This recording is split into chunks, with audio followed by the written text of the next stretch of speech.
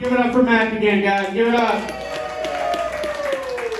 Dayton, I am so happy to be here, guys. I drove here from D.C. today, Washington, D.C. Thank you.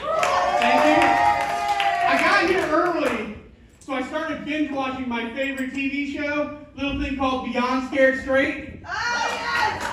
Yeah, if you don't know that show, that's where they keep children in prison and let the inmates say the most awful fucking things possible to them. And what I love is every episode has one inmate that looks badass and talks badass and acts badass, but he doesn't have the crime to match.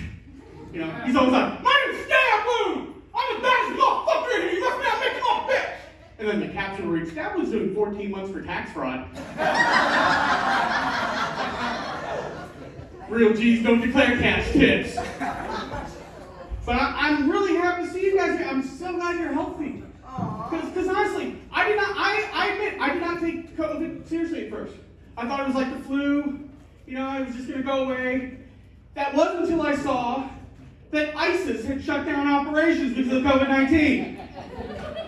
These people will kill women and children, take out the infidels, but getting people sick, that's where ISIS draws the line.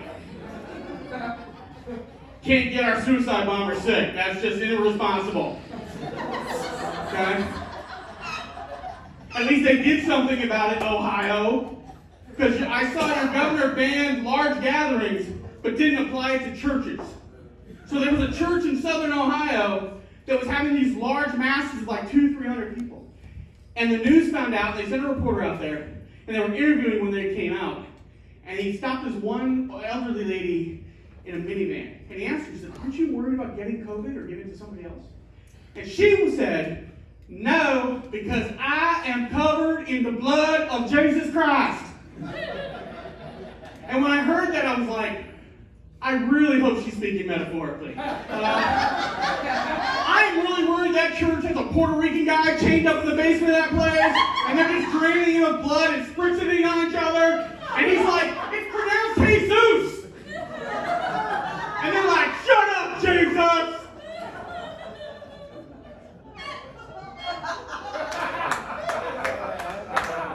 That's why Jesus Christ is never coming back, folks. He remembers last time, alright? You know? The only difference is if he came back this time, he'd still get crucified, but instead of by the non-believers, it'll be by the evangelical Christians, because they will not like what he has to say. I mean, first, he'll come down and he won't be white, so strike one.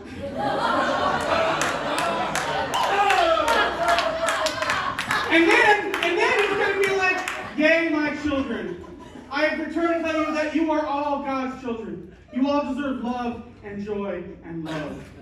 And that's when the Christians will go, "Get the cross." No, he didn't learn his lesson last time. Get the cross. And it's so much easier to crucify somebody now. Because back then they had to cut down the trees for the cross and melt down the metal for the nails. And now we have Home Depot. Home Depot is your one-stop shop for all your crucifixion needs. Think how easily you can nail somebody to a cross if you know Larry and Power Tools will hook you up with a sweet nail gun. Chum, chum, chum. Raise them up. Yeah, with the crane, that's why we rented it.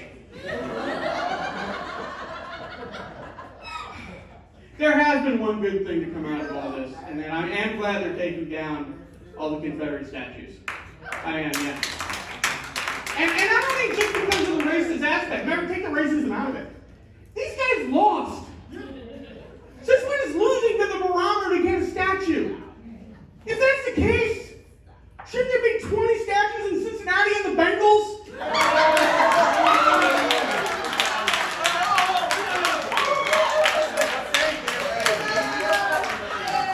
Look, kids, and the statue of Vontae's perfect. Getting another personal foul. That's our history. Star, am I the fattest comic you've ever seen? No? That sucks. I'm trying to be special up here. I do all the open mics at Golden Corral.